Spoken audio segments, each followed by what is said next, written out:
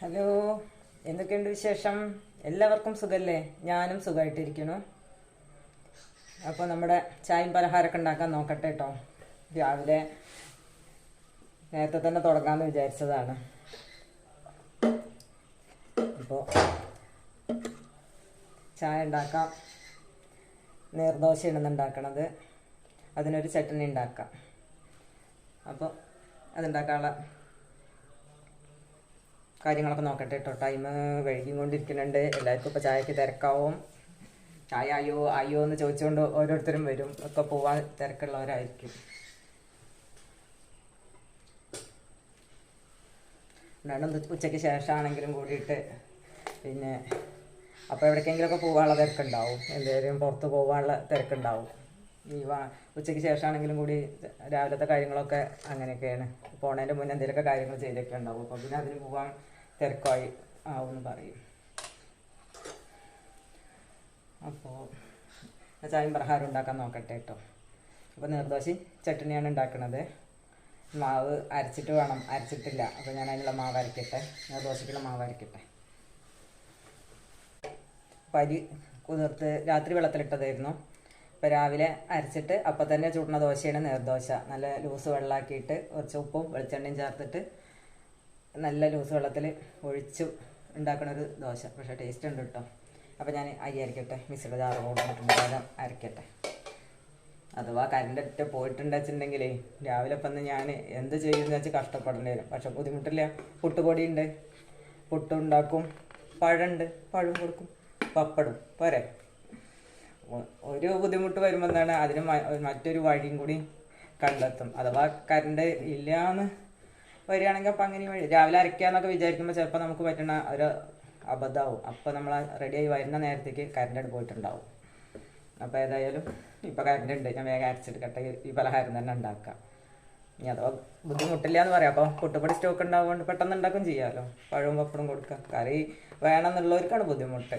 കടലക്കറിയോ വേറെന്ത് കറിയെങ്കിലും പുട്ടിനൊരു കറി വേണമെന്നുള്ളവർക്ക് ബുദ്ധിമുട്ടാവും. അല്ലെങ്കിൽ പുട്ടും പഴമൊക്കെ ഇഷ്ടമുള്ളവർക്ക് അങ്ങനെ ഒപ്പിക്കാം. അപ്പോൾ ഞാനതിൽ ഇനി പാചകം അടിച്ചിരുന്നാലേ കറണ്ട് പോയി കഴിഞ്ഞാലേ അപ്പോൾ ഞാൻ പിന്നെ പുട്ടും പഴം തന്നെ ഉണ്ടാക്കേണ്ടി വരും. പുട്ടിപ്പോൾ ആർക്കും ഇന്നലെ പുട്ടും കടല ഉണ്ടാക്കിയതുകൊണ്ട് ഇനിയിപ്പോൾ ഒന്ന് പുട്ട് കൊടുത്തിട്ടുണ്ടെങ്കിൽ പറ്റുണ്ടാവില്ല. അപ്പോൾ അരിമാവൊക്കെ റെഡിയാക്കി വെച്ചിട്ടുണ്ട്. ഇനി വേഗം ദോശ നീർദോശ പെട്ടെന്ന് ചുട്ടെടുക്കുക. ഇവിടെയൊക്കെ പറയും എന്താണ് കലക്കി ചുട്ട ദോശ, അങ്ങനെ ആരോ പറഞ്ഞ് കേട്ടിട്ടുണ്ട്. അത് ആ ദോശ അല്ലേ എന്ന് പറഞ്ഞിട്ടുണ്ട്. കലക്കി ചുട്ട ദോശയാണ്. ഇവിടെ പൊടിയും അതിലും മാവിലും നല്ല കലക്കിയിട്ട് ചുട്ട, അതായിരിക്കും ഉദ്ദേശിച്ചത്. എന്തെന്നാലും ഇവിടെ അങ്ങനെ ഒരു പേരുണ്ട് തോന്നുന്നു.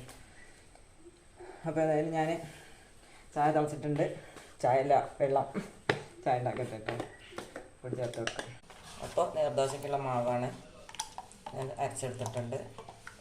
ഇനി കുറച്ച് ചൂടുവെള്ളം കൂടെ ചേർത്ത് കൊടുക്കണം.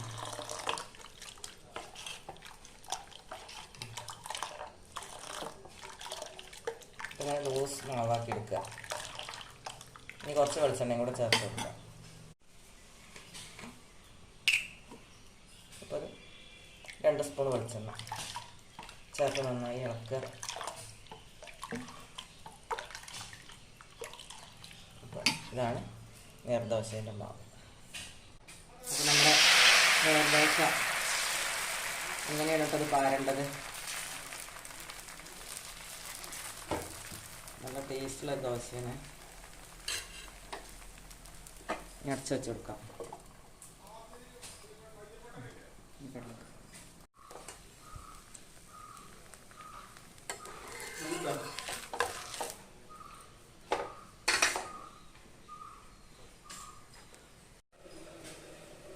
വളരെ നൈസായ ദോശയാണ് കേട്ടോ. എന്താ കടലാസ് പോലെ എന്ന് പറയാം, അത്രയും നൈസാണ്. നല്ല ടേസ്റ്റും ഉണ്ട്. അപ്പോൾ ചായ പലഹാരമൊക്കെ കഴിക്കൽ കഴിഞ്ഞു. പിന്നെ ഉണ്ണേട്ടൻ തോട്ടത്ത് പോയിട്ടുണ്ട്. വാഴക്കൊല പഴുത്തതുണ്ട് തോന്നുന്നുണ്ട്. അപ്പോൾ അത് വെട്ടിക്കൊണ്ടാണ്. പഴുത്തത് ഇനി നല്ല മൂത്തതൊക്കെയാണ് തോന്നുന്നത്. കത്തിയൊക്കെ കൊണ്ട് പോയിട്ടുണ്ട് വാഴക്കൊല വെട്ടാൻ വേണ്ടിയിട്ട്. പിന്നെ ഉച്ചയ്ക്കുള്ള പരിപാടികളൊക്കെ നോക്കട്ടെ. ചോറ് അവിടെ അടുപ്പിൽ വെച്ചിട്ടുണ്ട്, ആവാനായിട്ടുണ്ട്. പിന്നെ കറി ഇന്ന് പരിപ്പും മത്തനും കുമ്പളങ്ങയും കൂടി ചേർത്തിട്ട് പുളി ഒഴിക്കാത്തൊരു കറിയാണ് കേട്ടോ ഉണ്ടാക്കുന്നത്. പുളി ചേർക്കണില്ല. പിന്നെ അതിലൊരു ഉള്ളി വറവിടും, നാളികേരവും ജീരകവും അരയ്ക്കും ചെയ്യും, ഒരു ഉള്ളി കൊണ്ടൊരു വറവും, അത്രയേ ഉള്ളൂ. അങ്ങനത്തെ ഒരു കറിയാണ്. പുളി ചേർക്കാത്ത, മോരോ പുളിയോ ഒന്നും ചേർക്കണില്ല. അപ്പോൾ അങ്ങനത്തെ ഒരു പരിപ്പ് കറി. പിന്നെ ഉണക്കമീനാണ് കേട്ടോ ഒന്ന്.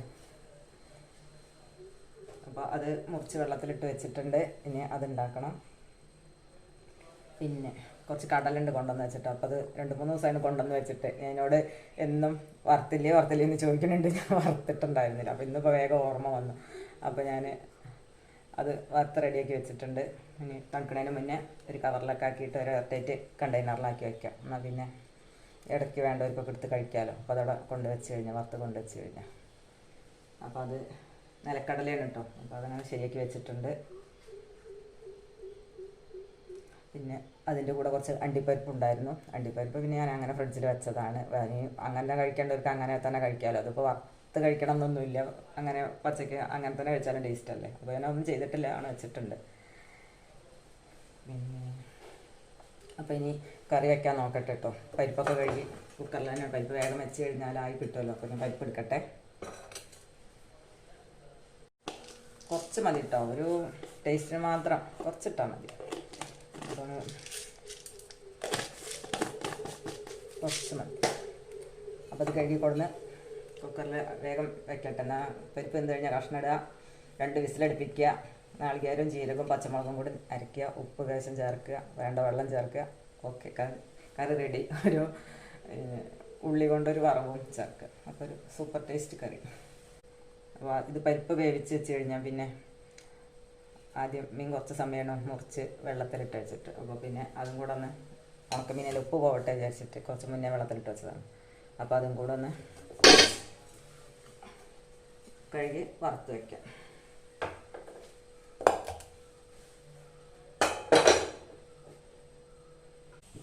അപ്പോൾ ഞാൻ കടല വറുത്തച്ചു, മത്സ്യം പകുതി വറുത്തിട്ടോ. കുറച്ചും കൂടെ വറുക്കാനുണ്ട്.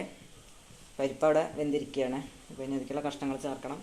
അരവ് റെഡിയാക്കി വെച്ചിട്ടുണ്ട്, തേങ്ങ അരച്ച് റെഡിയാക്കി വെച്ചു.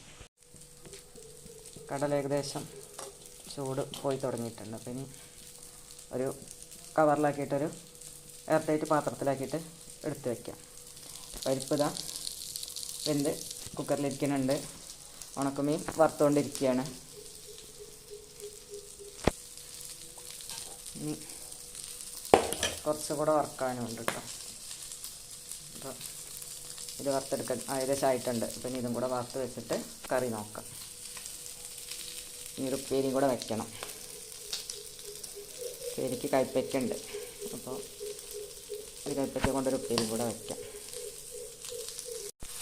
അപ്പോൾ നമ്മൾ രണ്ടാമത്തത് ഇട്ട് കൊടുക്കുകയാണ്.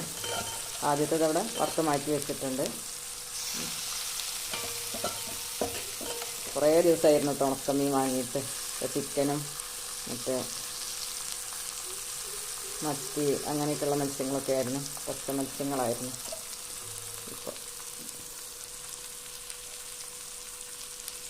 ഇപ്പോൾ വാങ്ങിയതാണ്. അപ്പോൾ ഇതിൽ ഞാൻ ചേർത്ത മസാല എന്ന് പറഞ്ഞാൽ മുളക് പൊടി, മഞ്ഞൾപ്പൊടി, വെളുത്തുള്ളി, ചുമന്നുള്ളി, ഇത്രയും മാത്രമേ ചേർത്തിട്ടുള്ളൂ കേട്ടോ. എല്ലാം കൂടെ മിക്സ് ചെയ്തു.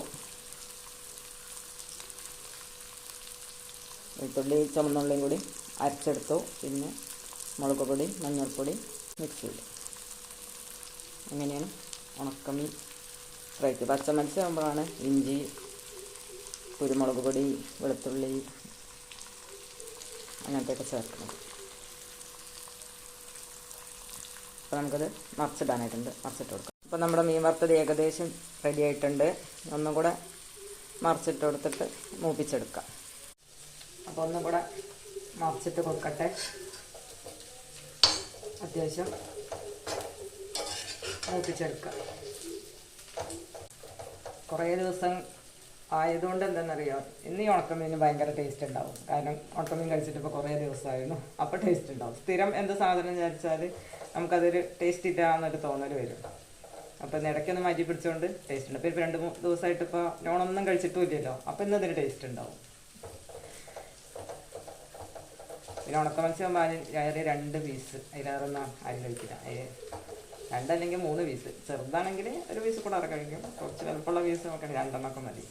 അപ്പോൾ ഇതിപ്പോൾ ഇന്ന് വറുത്തതെന്ന് 2 നേരം ഇനിയിപ്പോൾ രാത്രി ചോറുണ്ണാണെങ്കിൽ എടുത്താലും ഉച്ചയ്ക്ക് കൂട്ടിയാലും കുറച്ച് ബാക്കി എപ്പോഴും ഉണ്ടാവും.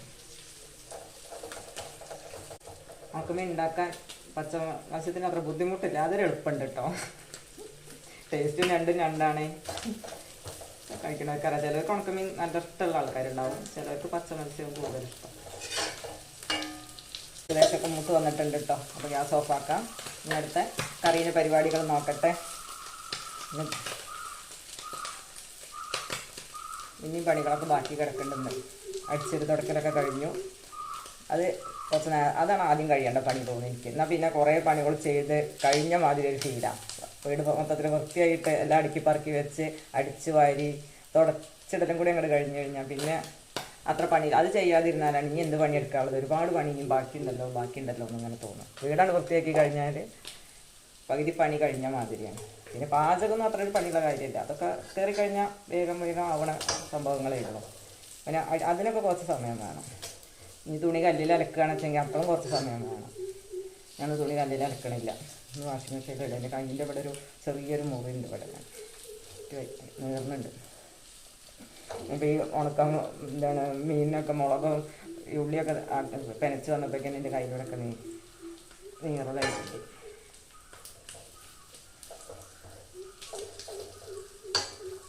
ഇന്ന് വാഷിംഗ് മെഷീനിൽ ഇടാം. ഇടയ്ക്കൊക്കെ കല്ലിൽ, ഇടയ്ക്കൊക്കെ വാഷിംഗ് മെഷീനിൽ. അപ്പോൾ നമ്മുടെ പപ്പായ മരത്തെ പപ്പായൊക്കെ കണ്ടോ, കിളികൾ തിന്നുകൊണ്ടിരിക്കണു. ഇനിയുണ്ട് നമ്മൾ കുറേ പഴുത്തതുണ്ട്. അപ്പം ഞാൻ 2-3 അറുത്ത് കൊണ്ടുവന്നും വെച്ചിട്ടുണ്ട്. ഇത് നല്ല പാകം പഴുപ്പാണ്, കുറേ പഴുത്തതുണ്ട്. അപ്പോൾ ഇത് പാകത്തിന് പഴുപ്പുള്ളൂ. അപ്പോൾ ഞാനിത് അറുത്തു. ബാക്കി കിളികൾ കഴിച്ചോട്ടെ അവിടെ വെച്ച് പോന്നു. ഉണ്ണേട്ടൻ പുറത്ത് പോയിരുന്നു. അപ്പം ഞാൻ കുറച്ച് തക്കാളി പച്ചമുളകൊക്കെ കൊണ്ടുവരാൻ പറഞ്ഞിരുന്നു, അത് കൊണ്ടുവന്നിട്ടുണ്ട്. തക്കാളി പച്ചമുളക് ഇതൊക്കെ കഴുകി ഫ്രിഡ്ജിൽ എടുത്ത് വെക്കണം. കഴുകിയിട്ട് തുടച്ചിട്ട് ഫ്രിഡ്ജിൽ വെക്കും. പിന്നെ ഓറഞ്ചും കൊണ്ടുവന്നിട്ടുണ്ട്. അപ്പോൾ ഓറഞ്ച് ഞാൻ പറഞ്ഞ നാൾ 2-3 ദിവസം മുന്നെയാണ് കൊണ്ടുവന്നത്, കഴിഞ്ഞിട്ടില്ലല്ലോ എന്ന് പറഞ്ഞപ്പോൾ. അപ്പോൾ കണ്ടപ്പോൾ വാങ്ങിയതാണെന്ന് പറഞ്ഞു. കഴിഞ്ഞെന്ന് വിചാരിച്ചു എന്ന്. അപ്പോൾ അതും കഴിക്കാം.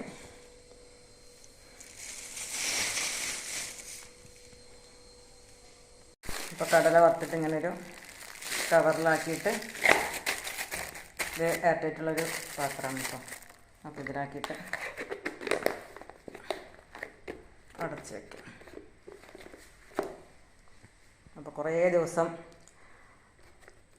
ആ ടേസ്റ്റൊന്നും പോവാതെ തന്നെ ഇരിക്കും. നമുക്ക് ആവശ്യമുള്ള എടുക്കുക, പിന്നെയും ഇങ്ങനെ പാത്രത്തിൽ തന്നെ ആക്കി വെച്ച് കഴിഞ്ഞാൽ കുറച്ച് ദിവസങ്ങൾ എന്തായാലും ഇരിക്കും, കേടുവരില്ല പെട്ടെന്ന്, ടേസ്റ്റും പോവില്ല. അപ്പോൾ അങ്ങനെ അത് ചെയ്തു. തുണി വാഷിംഗ് മെഷീനിൽ ഇടാൻ പോവുകയാണേ.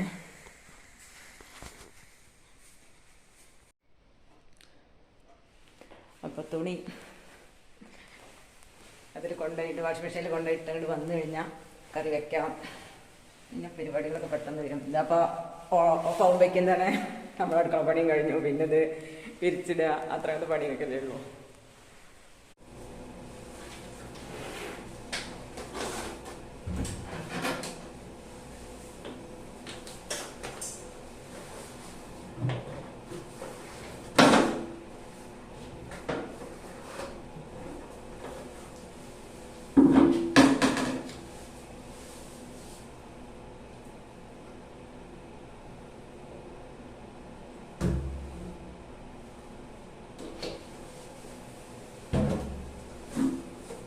കുറച്ച് കംഫർട്ടും കൂടെ ഒഴിച്ചു കൊടുക്കാം, നല്ല സ്മെല്ല് ഉണ്ടാവട്ടെ.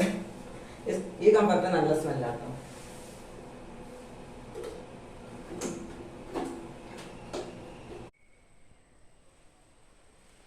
അപ്പോൾ മറ്റൊരു വീഡിയോ ആയിട്ട് വീണ്ടും കാണാം കേട്ടോ. ഞാൻ ഈ ബാക്കിയുള്ള പാചകം പരിപാടികളൊക്കെ ചെയ്യട്ടെ.